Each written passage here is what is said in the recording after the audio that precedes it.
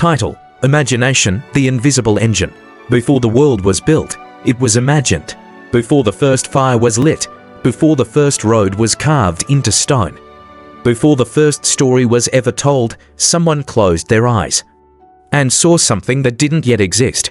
That is imagination, not fantasy, not escape, but creation in its purest form. A child doesn't see a blank wall. They see a galaxy, a dragon, a door to somewhere else. Their mind doesn't ask, is this realistic? It asks, what if?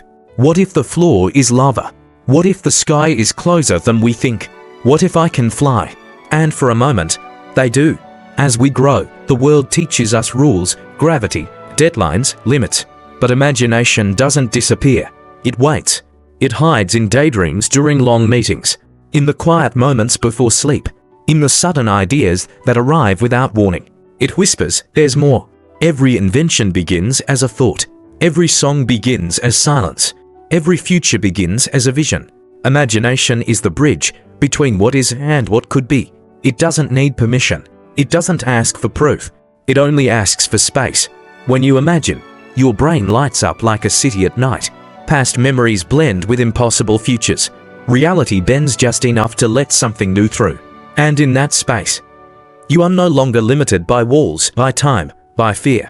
You become an architect of possibility. Some people imagine to escape, others imagine to survive, and some imagine to change the world.